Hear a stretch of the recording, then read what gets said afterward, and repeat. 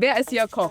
Ich hatte ja erwähnt, dass ich mal Straight Edge Hardcore Punk war. Da haben wirklich alle eher gesagt, wow, krass. Wann darf ich denn da auch mal laufen? Wenn du mich noch mehr durch die Gegend fährst. Caro, Das ist einfach hier ein Dream Date mit dir. Hi, ich bin Caro Dauer und wie so oft bin ich unterwegs. Aber diesmal geht es nicht von einem Termin zum nächsten, sondern mit dem BMW iX ab ans Meer. In Hamburg hole ich mir noch jemanden dazu, und zwar Jörg Koch, Chefredakteur von 032C, einem der einflussreichsten Kulturmagazine weltweit.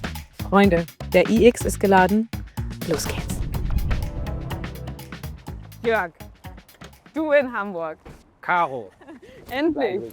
Guck mal, man sieht richtig Berlin, Hamburg. Und hier Sonnenschein. Tada. Guck mal, das ist immer dieses Klischee, Hamburg hat schlechtes Wetter. Aber jetzt nehme ich dich mit in den Norden und dann zeige ich dir mal ein bisschen was. Ich bin aufgeregt. Auf geht's. Jetzt zeige ich dir meine Fahrkünste. So, Jörg.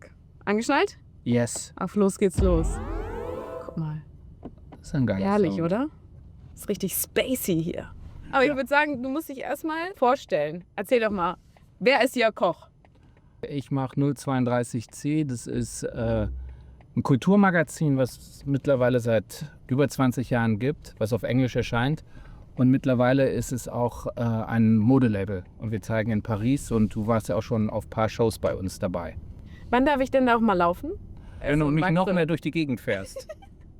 Hey BMW, zeig uns die schönste Strecke zum Strand. Alles klar. 032C, es ist ja Aber mittlerweile auch international, es ist ja Exakt. global. So Wie ist habt ihr es. das geschafft? Am liebsten möchte ich erstmal wissen, welches Jahr habt ihr es gegründet? Ich habe 2001 damit angefangen. Ich hatte mit 2 Freunden einen Projektraum in Berlin. Und da haben wir Ausstellungen gemacht. Kunst, Ja. Mode, Architektur. Das war wie so ein dreidimensionales Fanzine. Und damals dachte man schon, okay, Berlin ist ja eigentlich nicht so toll und bald ist der Hype vorbei. Nein, Ja, aber- ich muss dazu sagen, sorry, unterbrechen.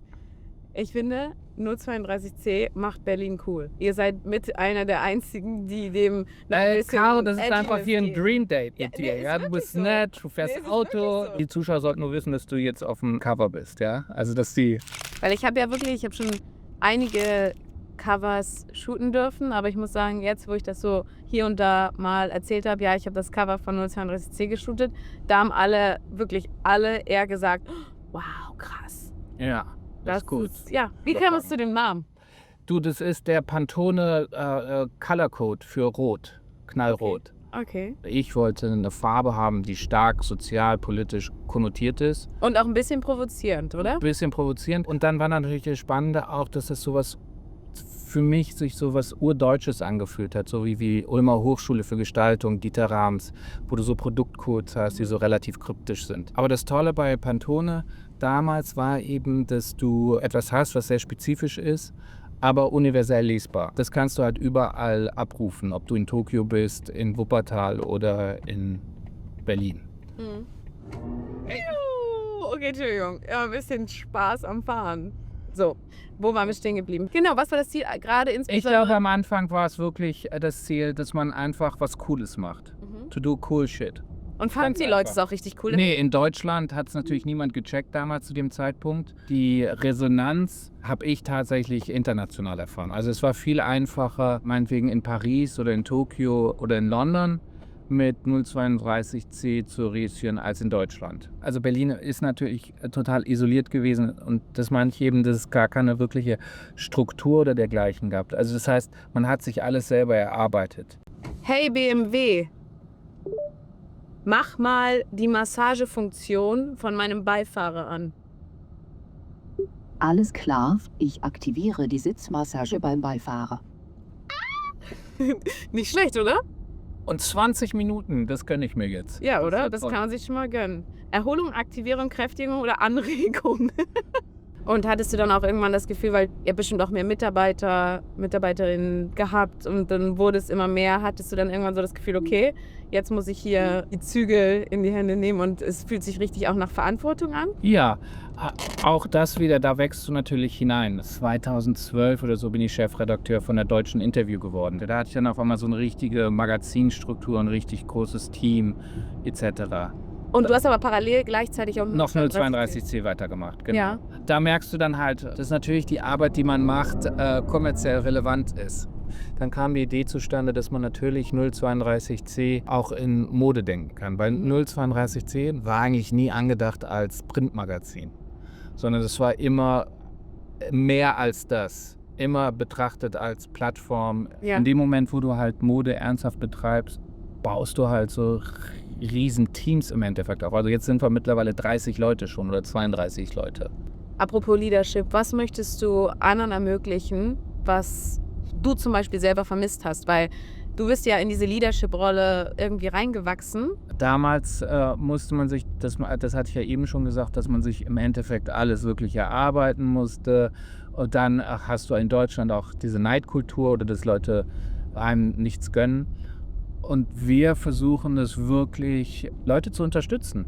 Also so weit wie es geht. Wenn ich auch sehe, was bei uns möglich ist, wenn du bei uns arbeitest, was du dann für Möglichkeit hast, sofort Kontakte etc. Oder wie die Leute supporten mit Ausstellungen. Also das ist schon etwas, was, glaube ich, im Grundverständnis von 032C angelegt ist. Blendet dich das gerade ein bisschen? Warte, ich zeig dir das. Du musst einfach nur hier drücken und dann ist es quasi wie eine Wolke. Zack. Und weißt du, was eigentlich schade ist? Dass wir jetzt hier wirklich nur zu zweit fahren. Weil wir können eigentlich deine 3 Hunde, Maria und noch jemand mit dem Kopf, wie viel Platz da ist. Meine hier. Und gibt es irgendetwas, wo du gesagt hast, so, oder apropos Unsicherheit, wo du so gedacht hast, okay, da brauche ich jetzt Mut? Gibt es was dich empowert? Ich glaube einfach, dass es so ein grundsätzliches Selbstvertrauen gibt. Also uns hat ja niemand gefragt oder gesagt, oh, ihr solltet ein Modelabel starten. Also keiner hat das gesagt, sondern wir haben es gesagt. Aber ich hatte ja erwähnt, dass ich mal Straight Edge Hardcore Punk war. Ja. Und da ist natürlich ein ganz wichtiges Element dieses DIY, Do-it-yourself, dass du selber dein Fanzine machst, selber dein Plattenlabel hast, selber Konzerte organisierst. Und Guck mal, schon wieder eine Gemeinsamkeit. Ich bin ja auch DIY. Nee, natürlich, self-made woman, absolut.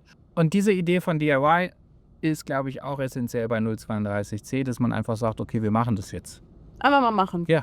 Ja, finde ich gut. Auf jeden Fall würde ich gerne auch von dir wissen, was ist so ein, oder hast du den Moment so, ich bin jetzt angekommen? Nein. Nein? Nein. Also ich glaube schon, dass wenn man sagt, okay, jetzt bin ich angekommen, dass man sozusagen diesen Moment halten will, dass das dann schon der Inbegriff von Stillstand ist. Und in dem Moment, wo dieser Stillstand ist, geht es automatisch wieder zurück. Ja. Und was war so ein Moment, wo du wirklich das mal richtig zelebriert hast, was du geschafft hast? So ein Special Moment? Ich glaube, ein Special Moment war für uns alle, obwohl wir es dann nicht wirklich zelebriert haben, weil es dann sofort weiterging, als wir zugelassen worden sind, auf dem offiziellen Kalender von Paris Fashion Week zu zeigen. Ja. Wo man dann zum ersten Mal eine Show macht. Mit so Budget und dass man das einfach zeitlich alles gestemmt kriegt, tolle Girls laufen oder dass du diesen Support dann kriegst von den Leuten, dass du so unterstützt wirst. Also das war toll und das ist natürlich so ein einschneidendes Erlebnis dann. Ja? Dann kommen wir wieder zu dem Punkt, okay, du hast es geschafft und eigentlich müsstest du das jetzt so total wertschätzen, aber natürlich geht dann in der nächsten Woche sofort weiter los mit anderen Projekten. Ja. Und das ist ja die große Herausforderung, glaube ich, in dieser Industrie und in anderen Industrien, dadurch, dass sich alles so dermaßen beschleunigt hat, dass man einfach gesund in der Birne bleibt. Ja. Wie sieht das da bei dir aus? Geht das auf und ab? Nein, gar nicht, sondern ich bin tendenziell eher robust. Aber es ist ja klar, dass du starken Druck die ganze Zeit hast. Und ich glaube, das ist schon auch eine Errungenschaft, dass man diesen Druck so lange standhält. Auf dem Niveau. Ja. Aber hast du dir mal richtig was gegönnt? Würdest du dir zum Beispiel das Auto einfach mal gönnen? Würdest du sagen so, ey, das macht mich glücklich? Ja. Ich meine, guck dir mal hier das an. Ich liebe Autos. Ja? Ja. Platz.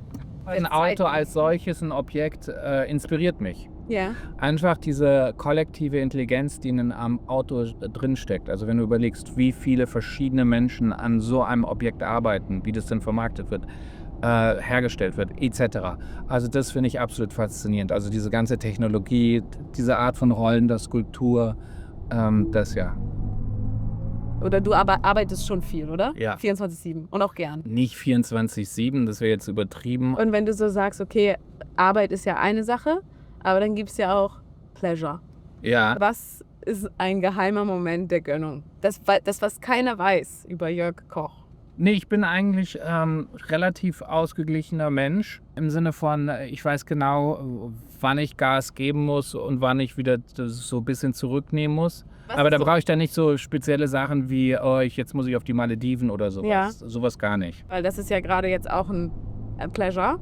Machst du gerne so Trips oder Roadtrips? Wahnsinnig gerne, ja. Ich erinnere mich zum Beispiel an so einen Roadtrip durch Frankreich mit meiner Frau. Und das war in einem Auto, was einen CD-Player hatte. Und in den CD-Player hakte einmal Wagner-Oper und Elton John Best of. Bist du Elton John-Fan? Ja, total. Ich bin größter Elton John-Fan. Seit diesem Trip bin ich natürlich totaler Elton John-Fan, weil es gab ja nur an diesen 10 Tagen konnten wir entweder Wagner hören oder Elton John. Da hat man sich dann schon eher Richtung Elton John entschieden, ja. Wir sind angekommen.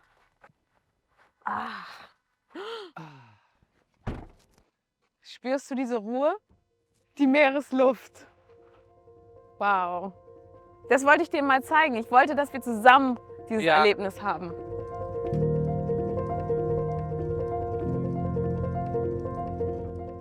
Das ist eigentlich dieser besondere Ort, den ich dir dann mal zeigen wollte. Abseits von all dem Großstadtstress.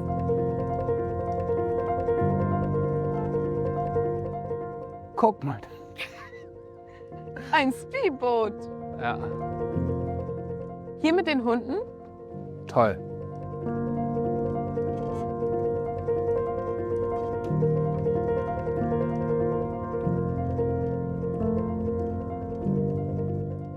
Okay, Jörg. Dann lass uns jetzt wieder zurück nach Hamburg fahren. Jetzt fahren wir nach Hamburg. Schau mal, wie majestätisch dieses Auto schon wartet auf uns. Herrlich. Auf geht's!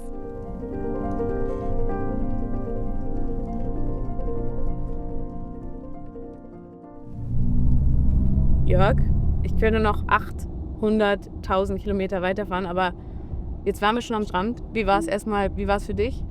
Es war fantastisch, wieder Meer zu sehen. Und für mich als Berliner ist es natürlich fantastisch, mal an den Strand zu kommen. Das hat mich sehr gefreut. Danke. Danke für diese schöne Frage. Sehr gern.